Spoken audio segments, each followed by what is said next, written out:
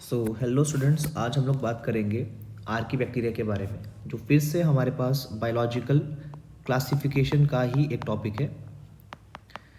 और जैसे कि हम लोगों ने सुना था कि आर्की बैक्टीरिया जो है ये किंगडम मोनेरा का मेंबर होगा, तो हम लोगों ने सबसे पहले दिमाग में याद रख लेना है ये भी कहाँ से बिलोंग करेगा। It belongs to Monera, right. आप लोग जानते ही हैं जो किंगडम मोनेरा के मेंबर्स होते हैं इन सभी को प्रोकैरियोट्स के नाम से जाना जाता है, राइट। अब ये जो आर्की बैक्टीरिया है इसके बारे में फर्स्ट टाइम एनसीईआरटी ने क्या लिखा है, इनके पास जो हैबिटेट है वो है हार्श हैबिटेट। हार्श हैबिटेट का मतलब आप लोगों ने याद रख लेना है अनफेवरेबल कंडीशंस। अनफेवरेबल कंडीशंस इसका मतलब सिर्फ यही वाले बैक्टीरिया ऐसे होंगे जो कि अनफेवरेबल कंडीशंस में इजीली सरवाइव कर सकते हैं। अब वो अनफेवरेबल कंडीशन क्या क्या हो सकती है, that can be extreme salty area, या फिर हॉट स्प्रिंग्स, या फिर मार्शी एरिया। इन तीनों को अगर डिवाइड कर दिया जाए तो टोटली अगर पूछा जाए टाइप्स, किसके टाइप्स, आर्की बैक्टीरिया के, आर्की बैक्टीरिया। अगर हम लोग यहाँ पे आर्की बैक्टीरिया के टाइप्स की बात करेंगे भाई, तो आर्की बैक्टीरिया के अंदर 3 टाइप्स होते हैं। ये भी आप लोगों ने सुना होगा, वन इज हेलोफाइल्स। एनसीईआरटी ने जैसे लिखा है एक शॉर्ट नोट्स बना के लिख लीजिए, halophiles. Second is thermoacidophiles, thermoacidophiles. And the last one is methanogens, methanogens,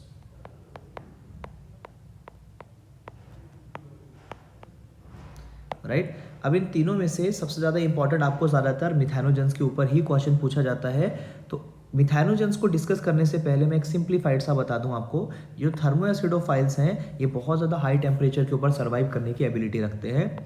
जो हेलोफाइल्स हैं ये सॉल्टी एरिया के अंदर रहेंगे, और जो मिथेनोजेंस है वो मिथेन रिच एरिया के अंदर प्रेजेंट रहते हैं। इनमें जो थर्मो एसिडोफाइल्स है इसका एक टॉपिक हमारे पास, एक एग्जाम्पल हमारे पास आएगा पीसीआर वाली प्रोसेस में, जिसको हम लोग क्लास 12 के अंदर करेंगे। उसमें एक बैक्टीरिया यूज होगा जिसका नाम होगा थर्मस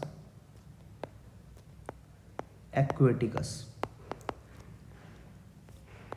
और इस बैक्टीरिया से हम लोग एक हीट स्टेबल एंजाइम निकालेंगे जो एक डीएनए पॉलीमरेज होगा जिसका नाम होगा टैक पॉलीमरेज। याद रख लेना है। मिथेनोजेंस के बारे में अगर बात कर दी जाए तो ये जो मिथेनोजेंस होते हैं they are found in gut of ruminants. तो बिल्कुल भी कंफ्यूज नहीं करना है, एनसीईआरटी ने थोड़ा सा वर्ड्स को घुमाया है, आप इसको सिंप्लीफाई करिए। जो रूमिनेंट्स होता है इसका मतलब होता है कैटल्स, कैटल्स वगैरह, काव या बफेलो वगैरह। गट का मतलब यहाँ पे याद रख लेना है एलिमेंट्री कैनाल, एलिमेंट्री कैनाल। और इनको रूमिनेंट्स क्यों बोला जाता है, बिकॉज इनके जो स्टमक होता है, that stomach is known as rumen.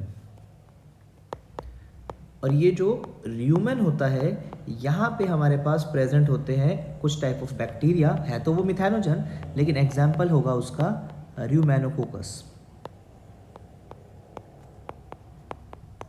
Right. तो हम दोबारा से डिस्कस कर लेते हैं। जो मिथेनोजेंस हैं वो गट ऑफ रूमिनेंट्स में मिलेंगे। रूमिनेंट्स का मतलब कैटल। इनको रूमिनेंट्स क्यों बोलते हैं, क्योंकि इनके स्टमक को रूमन बोला जाता है, वहाँ पे बैक्टीरिया होता है रूमेनोकोकस। इसको मिथेनोबैक्टीरियम के नाम से भी जानते हैं, Methanobacterium.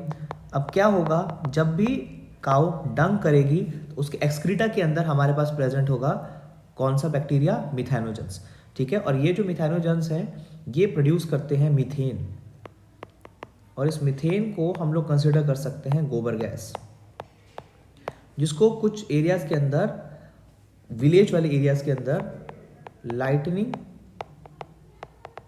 And as a fuel इसको यूज़ किया जाता है, और कुकिंग पर्पसेस वगैरह के लिए यूज़ किया जाता है।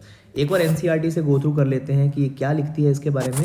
दैट मिथेनोजेंस जो है हमारे पास, they are present in the gut of several ruminants, जैसे कि cow and buffalo. They are responsible for the production of methane. जैसा हम लोगों ने कहा, मीथेन का मतलब हो गया बायोगैस, और इसके अलावा एक बहुत इंपॉर्टेंट लाइन एनसीईआरटी ने दी है जो कि मैक्सिमम क्वेश्चन के टाइम पे आपको कंफ्यूज कर सकती है। लिखा है कि जो आर्की बैक्टीरिया है उसकी जो सेल वॉल होती है वो बाकी बैक्टीरिया के कंपैरिजन में बहुत ज़्यादा डिफरेंट होती है। कैसे होती है? अगर आप लोगों को याद हो, जो नॉर्मल बैक्टीरिया होता है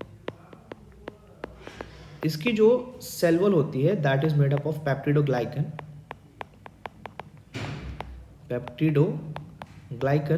या फिर म्यूरिन। बट जो हमारे पास आर्की बैक्टीरिया है इसकी सेल वॉल जो होती है that is made up of polysaccharide. एक चीज और याद रखनी है, अगर ये अनफेवरेबल कंडीशन में सरवाइव कर सकते हैं तो इनकी जो सेल वॉल होगी that will be thick. Cell wall is thick in nature. हालांकि बताने के लिए एनसीईआरटी के अलावा बहुत कुछ है, लेकिन बिल्कुल सिंप्लीफाइड के लिए एनसीईआरटी इज सफिशिएंट।